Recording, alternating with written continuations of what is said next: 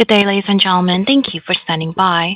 Welcome to MoneyHero Group's second quarter 2024 earnings conference call. At this time, all participants are on a listen-only mode. After the speaker's presentation, there will be a question-and-answer session. To ask a question during the session, you will need to press star 11 on your telephone. You will then hear an automatic message advising your hand is raised. Please note that today's conference is being recorded. I will now hand the conference over to your host, Chadwick Dorai, Strategic Finance Lead. Please go ahead. Thank you, Livia. Hello, everyone. Very good morning, good evening, depending on where you are. My name is Chadwick Dorai, and I am Strategic Finance Lead for MoneyHero Group, overseeing our investor relations activities. We're excited to have you join us for MoneyHero Group's second quarter 2024 earnings conference call. Today, we have with us Rohit Murthy, our CEO, and Hao Qian, our CFO. Let's start with a few friendly reminders. First off, you can find detailed results in our earnings release located in the investor relations section of our website. Also, we are recording today's webcast, so don't worry if you miss anything. A replay and a transcript will be posted on our website under the investor relations section. A heads up, during this call, we'll discuss some future projections and expectations for our business. Keep in mind, these forward-looking statements are based on what we currently expect and are subject to risks and uncertainties that could cause our actual results to differ. We also encourage you to look at our earnings release and SEC filings for a detailed discussion of these risk factors. Remember, these forward-looking statements reflect our views as of today, and we are not obligated to update them unless required by law. Also, we'll talk about some non-IFRS financial measures today. For a reconciliation of non-IFRS financial measures to the most directly comparable IFRS metric, please see our earnings press release. And one last thing, all monetary references will be in United States dollars unless we state otherwise. Shortly, Rohit and Hao will be discussing our Q2 performance and business strategy. With that, let me pass on the time to Rohit Murthy, CEO of MoneyHero Group. Over to you, Rohit. Thank you, Chad. Hi, everyone. Today we share our performance update for the second quarter that ended June the 30th, 2024. As we also near the end of the third quarter, I'd like to provide some early guidance on our performance leading up to September 30th, 2024. Our core business, online financial comparison, grew by 26% year-on-year, and Creatory, our B2B business, grew by 13% YOY. In our core markets, Singapore posted an impressive 68% YOY growth to $9 million, while Hong Kong grew 19% YOY to $7.3 million. While we faced some temporary setbacks in Philippines and Taiwan due to provider constraints, we have swiftly addressed these issues, and we are confident we'll be back on track in the upcoming quarters. Revenue from our insurance products increased by 89% YOY to $2.2 million. Insurance now contributes 11% of our group revenue compared to 7% in the prior year. I think it's important to take a step back and look at the bigger picture. Focusing, solely on quarterly results can sometimes mask the full scope of our performance and growth potential, which is much clearer when you view it from a long-term perspective. Here's what I mean by that. First, consider our first half 2024 results. We processed 970,000 banking and insurance applications through our platform. That's an impressive 100% YOY growth and nearly 3 times the volume of 2021. And yet, our insurance engine is just getting started. I don't believe any other aggregator in the region has experienced growth at this scale. And in anticipation of this, we built additional capacity and we made strategic investments that's enabling us to outpace industry growth rates. Second, our industry is still in the very early stages of growth. We represent a small portion of the overall industry, and there is substantial room for expansion and diversification ahead of us. Third, our strategy remains focused on growth, prioritizing long-term value over short-term profit optimization. While we could optimize for short-term profits in any given quarter, our priority remains focused on investing for future growth. And finally, efficiency gains are driving operational leverage, something I spoke about in the last two earnings calls. And this will be even more impactful as we continue to scale. We're already seeing improvements across key areas of our business, from marketing to operations. Now, talking about our strategic pillars, we've made significant progress across each of our strategic pillars: consumer pull, conversion expertise, insurance brokerage, partner relationships, and operating leverage. This quarter, we hosted Singapore's largest personal finance festival, drawing a record 5,000 attendees. We partnered with over 35 banking and insurance providers, and the event featured more than 70 prominent speakers from the financial industry and government. This marks our 7th consecutive year hosting this festival, and it was our largest and most successful event to date. I'm also pleased to share that we were recently named Personal Finance Tech of the Year at the Asia FinTech Awards 2024. MoneyHero was selected from 6 finalists, which is a testament to our strong user connection, consumer pull, and technological superiority.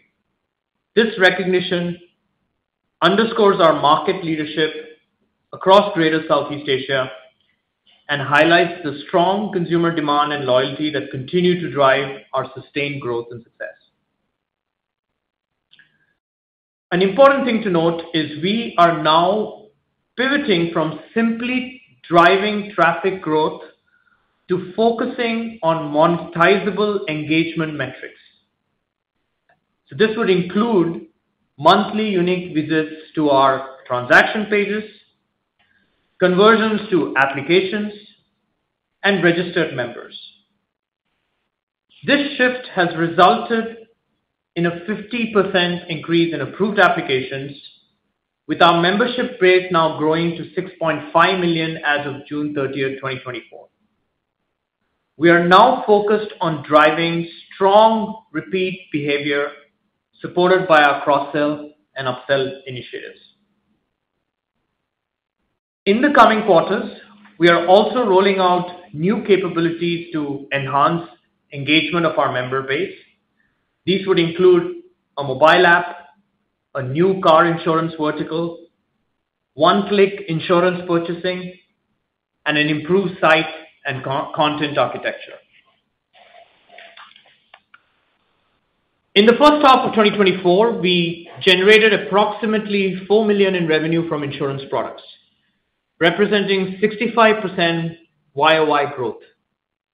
This is nearly 4 times our revenue from the same period in 2021, making this now our fastest growing vertical. As a licensed insurance broker in 3 of our 4 markets, we will continue to invest in this business. While insurance verticals typically have lower margins in the first year, simply due to the cost of acquiring users, these margins grow significantly through renewals. This is a high margin segment for us, and we will continue to make strategic investments focused on growth with profitability as a long-term outcome. Creatory, our B2B business, still relatively young, but has already demonstrated impressive growth. We are increasingly confident about our ability to scale this business across all our markets. The creator market holds significant potential, and we are investing in building a strong brand with the aim of becoming a market leader. We are also highly focused on building operating leverage for this business, with several actions and initiatives in place to control our operating expenses and drive efficiency gains. We streamlined our headcount and operations, and we are investing in AI to further enhance efficiencies. As you may recall, we previously announced the addition of a head of AI, and since then, we've identified efficiency opportunities across various business functions. A couple of examples, I could cite is we are now enhancing content production, creative production. We are exploring in a chatbot to automate our customer service capabilities, and also looking at AI to help us drive conversion rates on our transaction pages. Coupled with a disciplined approach to managing expenses, these efforts will keep our operating costs relatively fixed as we grow, allowing more of our top-line growth to flow directly to the bottom line. As a result of this, we expect significantly lower EBITDA losses next quarter, reflecting the progress in building our operating leverage.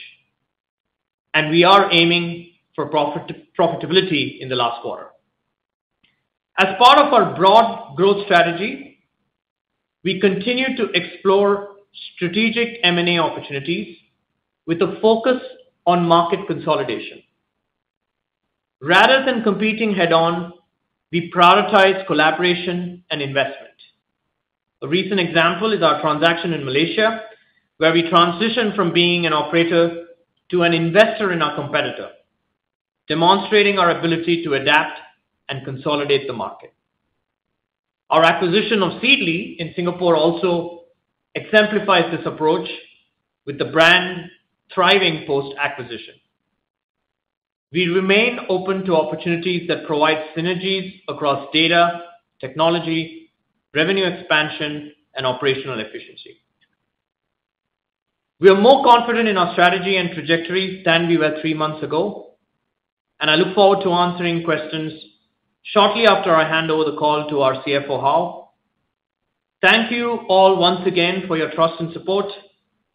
With that, I would like to now turn the call over to Hao Qian, our CFO.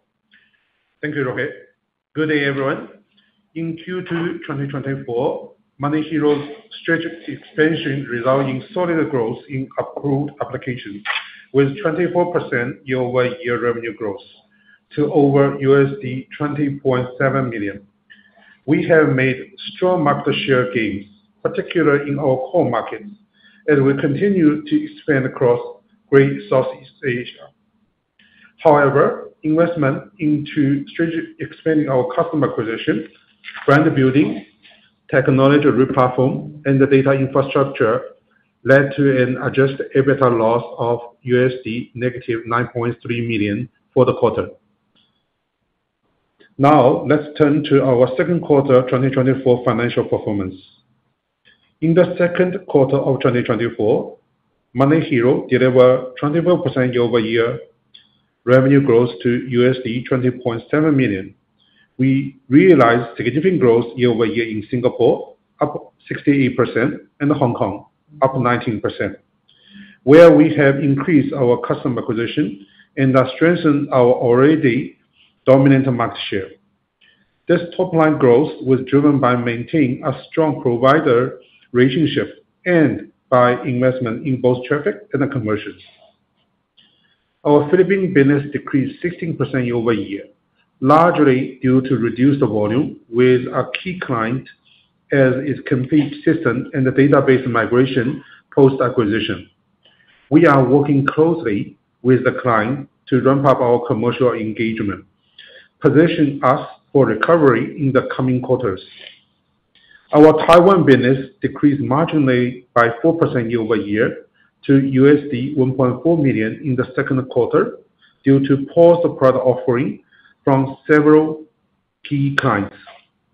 For Taiwan and the Philippines, we will focus on building long-term sustainable profitability and focus on building new vertical to replace the loss of revenue from our key clients' strategic decision to exit the market. Our B2B business, Quickly, also continued to show growth, with second quarter revenue increased 13% year-over-year to $2.9 million, which represents 14% of group revenue. We will continue to leverage a Quickly platform as a competitive advantage to drive traffic and gradually decrease reliance on performance marketing. Insurance remains our fastest growing product vertical, with second quarter revenue increased 89% year-over-year to $2.2 million. We will continue to explore new opportunities to offer more new product lines to further fuel the top line and the bottom line growth. In addition to our core business growth, we aim to use insurance as a differentiator to increase both frequency and the share of wallet. For the second quarter 2024, our adjusted EBITDA loss increased to a loss of negative $9.3 million from a loss of negative $6.4 million in Q1 2024. The primary drivers for the increased loss for the second quarters are: 1. Strategic investment. We prioritize growth through increased investment in branding, customer acquisition, data, and technology, aimed at capturing new customers and building infrastructure for future profitability. Second, provider constraints. During the Q2, multiple providers in Taiwan and the Philippines underwent significant platform migrations, temporarily pausing new card acquisitions. These transitions impact our short-term financial performance. We anticipate acquisition volume will return to normal level in Q3 as these migrations approach completion. Furthermore, one key provider's exit from several key markets also had a major impact on our revenue and the profitability.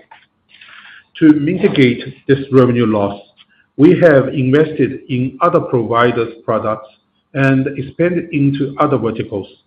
We anticipate revenue and the profitability loss from this provider's exit will be addressed in Q3 and Q4, and thus will only have minor impact from Q4 and onwards. 3. Increased operation costs. Total operating costs rose year-over-year, largely due to additional expense associated with being a public company, include auditor fee, D&O insurance, and IRPR-related fees. Looking ahead, we anticipate a narrowing of our adjusted EBITDA loss in the second half of 2024, with margins have started to recover in Q3 and continue to improve throughout the year. We have initiated a comprehensive review of our organization structure, which begins with our recent reorg announcement, and we expect to be completed by the end of Q3. This will create a more streamlined and cost-efficient operation. We expect to reach adjusted EBITDA profitability on a monthly basis by year-end, as we have been focused on efficiency and optimizing the return on our growth investments. Looking forward, we will continue to use our strong cash position to expand our footprint. We see this in two distinct paths. First, through organic efforts such as our insurance business, personal loans, Quickly, and the streamlined costs with efficiency gain using the AI. Second, as Raheel mentioned earlier, and I would like to reiterate, we are actively pursuing a growth strategy by continuing to explore strategic acquisition and investment opportunity to consolidate the industry, as we believe the timing is right for our industry consolidation in Great Southeast Asia. We believe that there is ample opportunity for consolidation in our emerging industry, and that we aim to lead the way. These two strategies will aid us in scaling both our market share, top-line growth, and the bottom line for years to come. With that, I thank you for your attention today, and I turn it over to operator to take any questions. Thank you. Ladies and gentlemen, to ask a question, you will need to press star 11 on your telephone and wait for your name to be announced. To withdraw your question, simply press star 11 again. Please stand by while we compile the Q&A roster. Again, that's star 11 to ask a question. And our first question coming from the line of Milo Bussell with Edison. Your line is open. Hi guys, it's Milo Bussell from Edison. Congratulations on the results and thanks for the presentation. 3 questions from me. The figures reported today indicate that the full year results should be H2 weighted. So just want to understand what are some of the levers you can pull to achieve the $100 million revenue target and what is underpinning your confidence in achieving that target. Second question is, what was the rationale for the MoneySmart acquisition, and more broadly, how should we think about inorganic growth strategy going forwards? And finally, just want to understand how you're leveraging AI, the ShopHero app and the Creatory platform to continue the improvement in the approved application conversion rate. And, if there are any KPIs we should look to measure success against this. Thanks very much. Thank you for the questions. I'll start with your first question around, our revenue drivers and revenue line. Now, as we look, quarter on quarter, there are a few key revenue drivers we focus on. The first is wherever we see an opportunity for what we would like to call organic growth. A classic example is typically in the last quarter of this year, we have what we call a tax loan season in a couple of our markets. And here we see an organic growth in demand for personal loans. So that's a real, good opportunity for us to attract that demand, convert that demand, as and when people do come to our platform looking for this product. The second thing is we typically see in the last couple of quarters, especially around our banking acquisitions, we do see a beautiful sort of scale up of the budget from a lot of our providers. As you'll appreciate, this is also close to the annual targets. So majority of that budget allocation typically comes to us.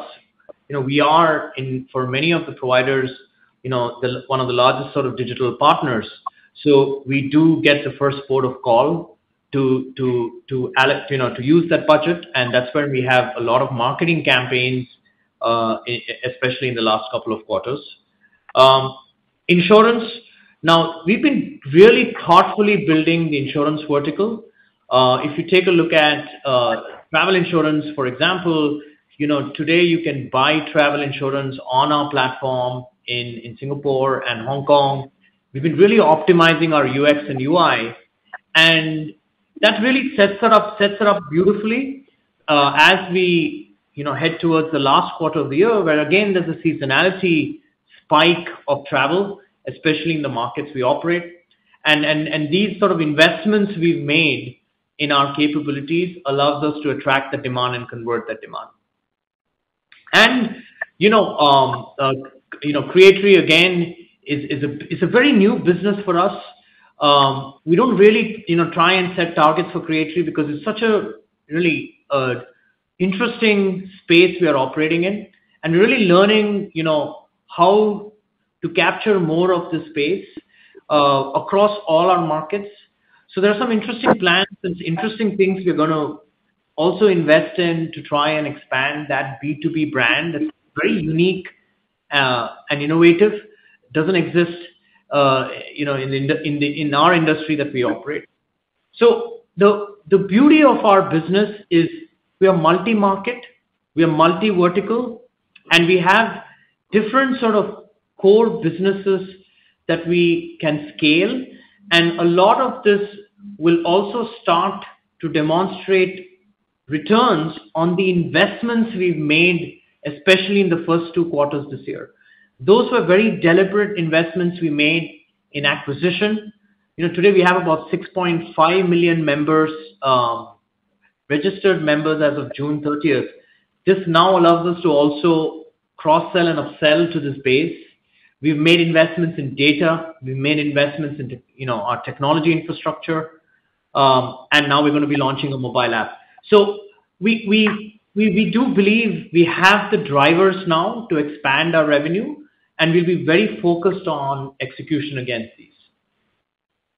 Now, I'll go on to your second question, which was around the recent announcement of an acquisition and what synergies we were expecting. Firstly, the point I would like to make is we are the largest aggregator platform in the region, and we have a very unmatched footprint across 4 key markets. No other aggregator operates at our scale within these markets.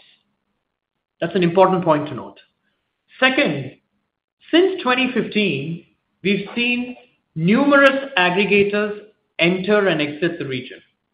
We are the only one from that early batch to have successfully gone public. We strongly believe the market is ripe for consolidation, as Hao mentioned, and we see ourselves as a key player in helping drive that process, rather than just merely engaging in direct competition. Having said that, we are well capitalized and ready to compete, but we prioritize partnerships and collaboration first over competition.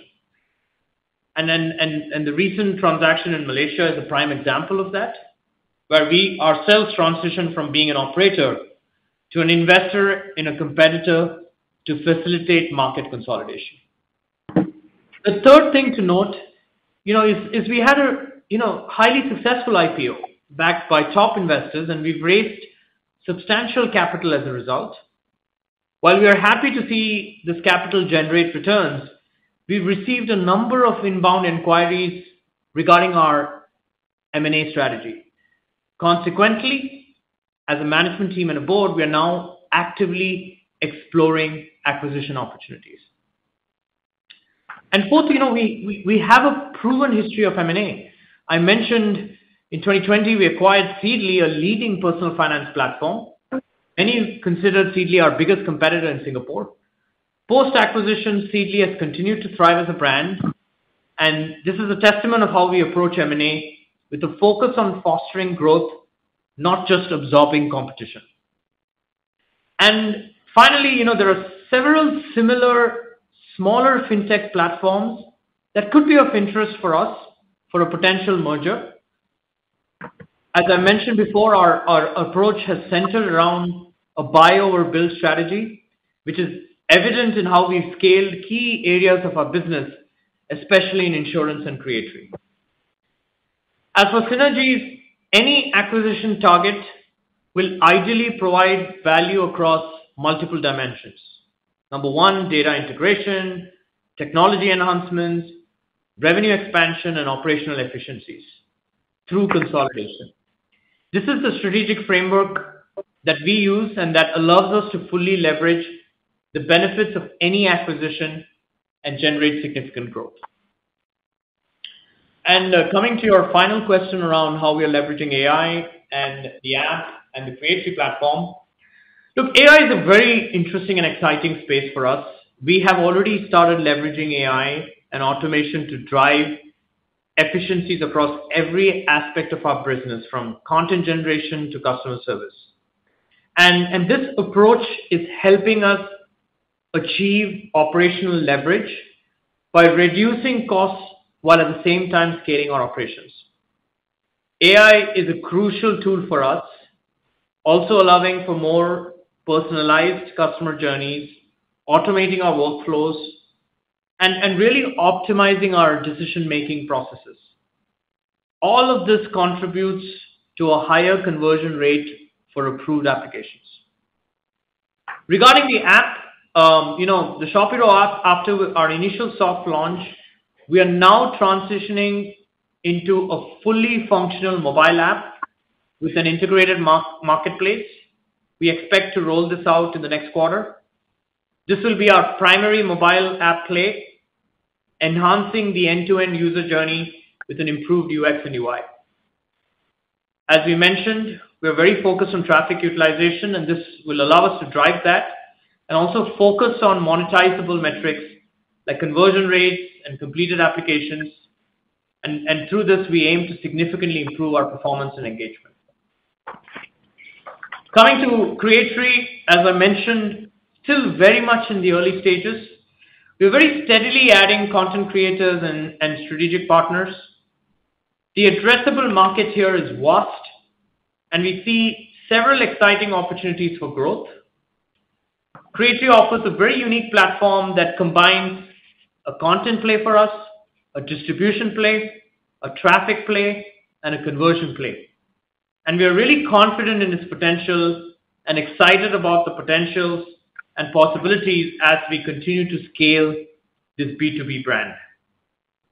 And finally, in terms of KPIs to watch, as I mentioned, we are now pivoting and focusing on application conversion rates, traffic engagement and utilization, and user retention metrics across our platforms.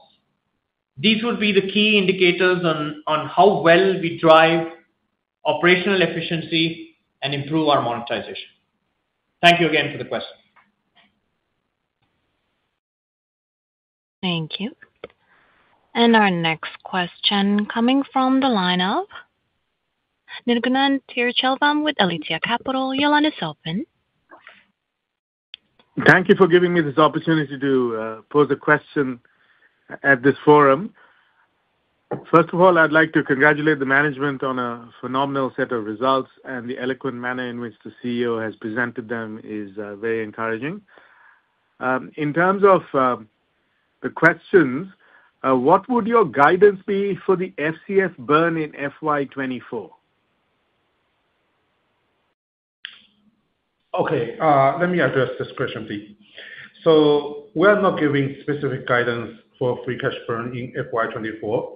However, we expect EBITDA loss to be reduced to between 5 million to 6 million next quarter, driven by key actions to optimize marketing investment, streamline operation, and the focus on efficiency optimization.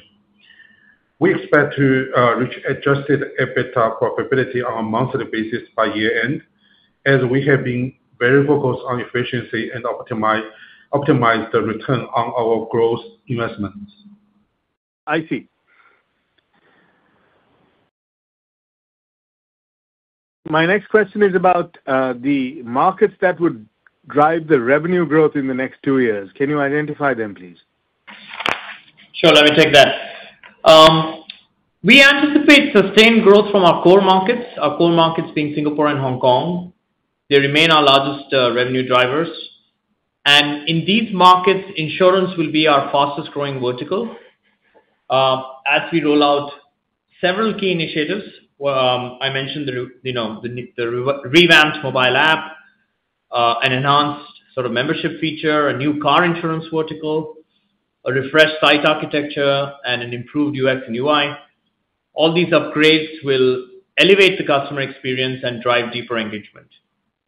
Beyond Singapore and Hong Kong, we are seeing strong growth in the Philippines, where the market is again expanding beautifully.